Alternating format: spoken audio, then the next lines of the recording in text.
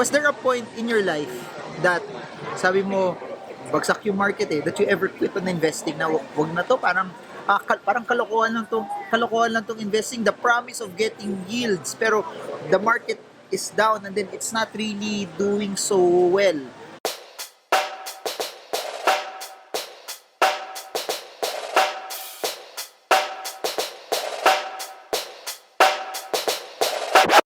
I'm Randall Johnson and I'd like to invite you to Investing Insights 2019 in Japan. This is all for our overseas Filipinos who are based in Japan.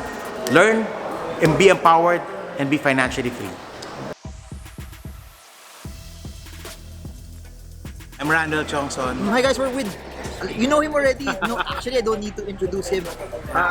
He's the reason why I started Overrated. earning kasi Okay. Go. okay, this is in promotion of Investing Insights in Dubai and in Japan this March and April. And Doha in February. Doha in February also. So, series of questions that Sige. I don't know. Warningan mo naman ako, Martin.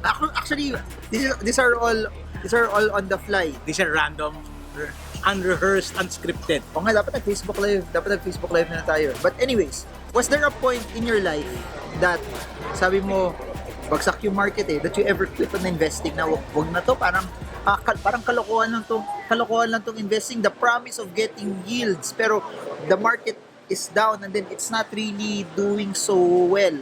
Did that ever happen? Or parang di naman? Sa akin hindi, kasi yung mga times na I was giving up, not because the market was down, is because I had a lot of financial problems myself. Okay. If you're going through a lot of problems yourself, I mean, investing takes a backseat. It doesn't matter to me. Although last year, 2018, medyo nakapapadalawang isip ka kasi it's not going anywhere. Except that I understood that I was, alam mo yun, I just need to be invested long enough, wait long enough, be patient, and it paid off. No? But to that point na, because the market was pangit, hindi ako mag-invest, hindi. Okay. Because I know the market goes to cycles. Pero it's, and a lot of this from financial advisors, financial planners, stock brokers, real estate brokers, they say this, always invest for the long term. Pero ano talaga yung long term? How do you put a specific number to that? Definition for you. I mean, if you look at the financial perspective, long terms are those that are beyond 5 years or 10 years. Yan yung mga standard acceptable 5 or 10 years. But that's relative. Somebody who is 20, 25 years old, 10 years is not that long.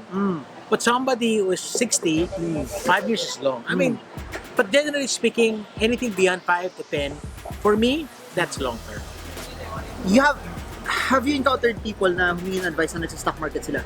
Meron naman. So, what if ito, Naluluha sila kung last year. They bought a stock 10 years na silang ipit. For example, they bought Lepanto. Lepanto was 2 pesos 2011 or 2010. Ngayon, 10 cents, something like that. What should they do na? Sell na lang at a loss na? Lose 90% of your value? Sometimes ano yan move on na lang. Okay. That's why it is important for you to craft a diversified portfolio. Diversified. Let's say if you're in the stock market, hindi pwedeng isang stock lang, dalawang stock lang. You have to diversify. Okay. Kaya nga if you build a portfolio big enough, you want to 3, 4, 5 at least. One of them don't do well, at least the 4 do better. Okay ka pa. Now also in terms of the instruments should be properly diversified. Okay. Hindi kamukha last year, bagsak lahat ng market mo. Buti na lang yung mga fixed income natin, okay naman, di ba? Ito pa interesting. Bagsak last year, di ba? You said diversified. What if yung mga tao nag-shift sa bonds last year, bond funds? Ano gagawin nila ngayon? Should they now go back and jump back to equity funds or stay pat sa Very bonds important. also? Bumibili ka ng bond because you're after the yields. You're after you're after the coupons. Yung kikitain mo, yun dahilan mo Okay. Should be. No? I mean, of course, you could trade the bonds and everything.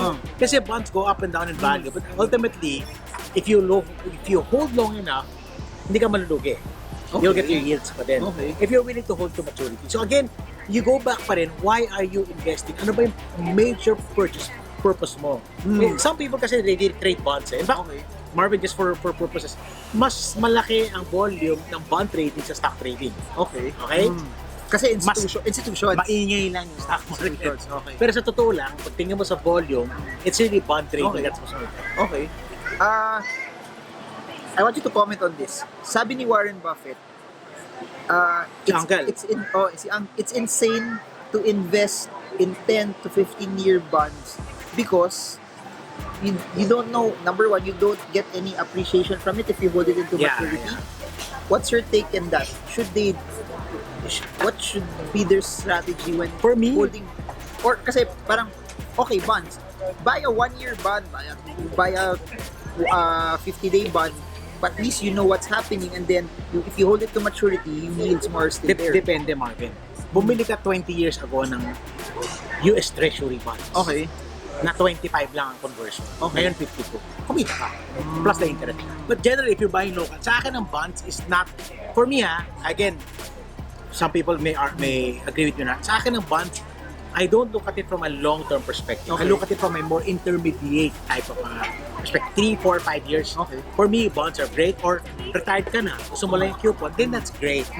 But for growing funds, I agree with Warren Buffett. You're better off with equities and properties when it comes to these things. Speaking of properties, that's one of the biggest questions of a lot of people now, no? People are saying properties are good. Kaso, it's good if you bought 10, 15 years ago. Paano kung ngayon ka palang bibili? A lot of the property prices are already super expensive eh. Alam mo, Marvin, dito lalabas edad ako. Okay. 10 years ago, yun na sinasabi ng mga tao, yung mahal na ng condo, mahal na, hindi na tataas yan. 10 years after mataas. Remember, land is always there will not be, You're talking about yan, property per se or land lang? Generally, property. So, kahit condo? Yes. Kasi nagbabago lang. Like, for instance, if you wanna go, example, if you wanna live in Makati, Okay. condo ka lang talaga. Ngayon, BGC. Eventually, nawawala na yung ganyan perspective mo. So again, I think, So, okay lang? They buy at current prices or... going back again to purpose pa rin. Okay. Objective pa rin. Oh, sige. Kasi bumili ka ng property kasi Titirahan mo? it doesn't matter. Kailangan mo yung bahay eh.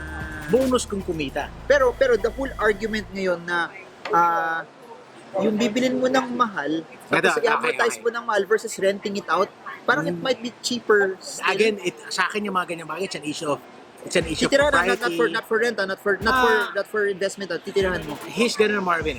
May mga tao na talagang yung bahay lang nila magiging wealth nila eh. Okay. Kung gagastos mo yung pera at hindi mo ibibili ng bahay, bilhin na okay. Again, ano ba options mo? I mean, kasi context is, I don't know, may cash sila. Pareho sila may cash, hindi sila magastos. So, yung computation is I will pay, say, I'll buy it cash or I'll amortize it. Is that your concern? No, not that. If I buy it, I down 20-30% and I amortize it.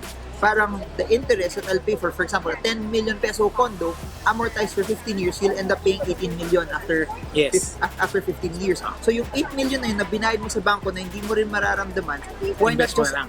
or pay that for rent, and then the equity that you have placed, yun yung invest mo.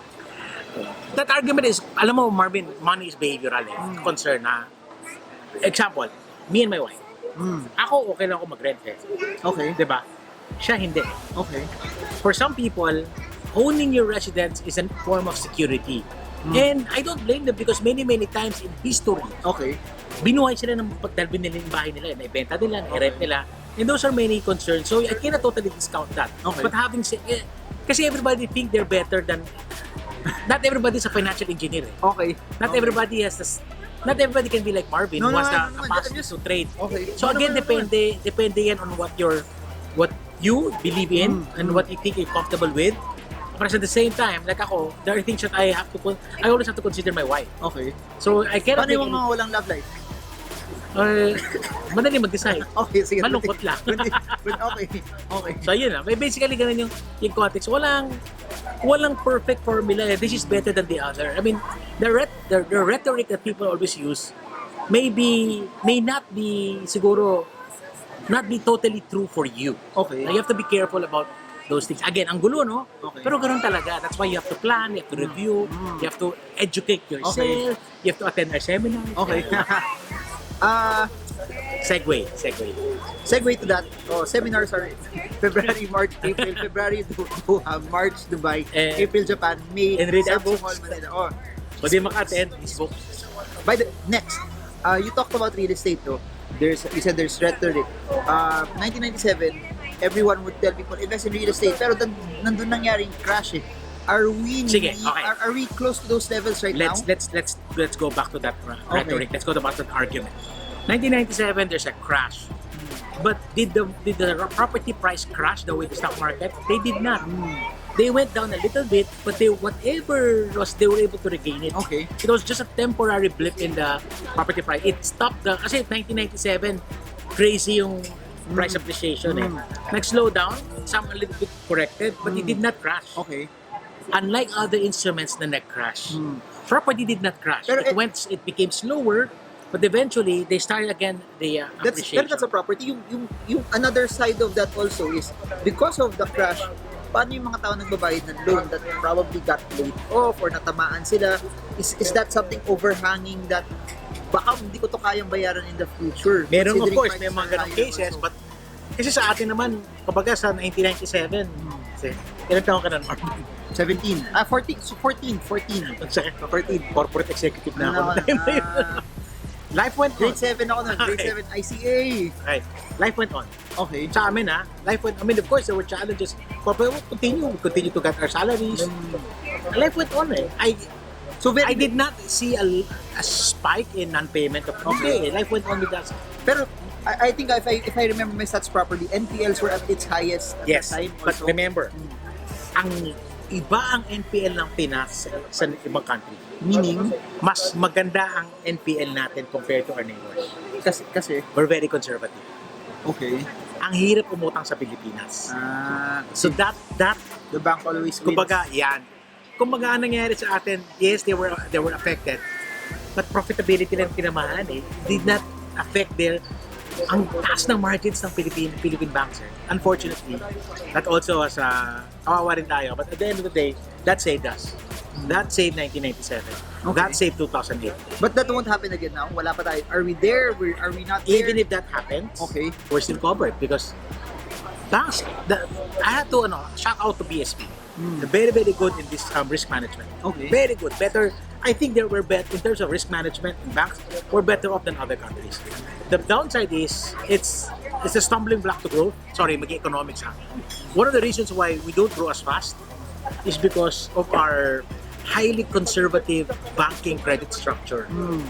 Na hindi siya, kaya the rich becomes richer, the poor becomes poorer. May pro and con siya. May pro and con. So, That's why ang labo ng got usapan. richer and richer and richer and richer. Hindi. So, ayun. More of this, yung mga discussions na ganito will be in investing insights both in Dubai and Japan. So, And more of the economic stuff, Alvin na. Alvin na, Alvin Icon 2019 and SM And Dubai, sa Dubai, sa Alvin na. Money Talks UAE. So, And then pag history, Rex Mendoza na. Mendoza. So, that's it for now. Hope That's this it. video Bye. helps you trade well, trade strong, trade smart. See you all again soon. Bye-bye, guys.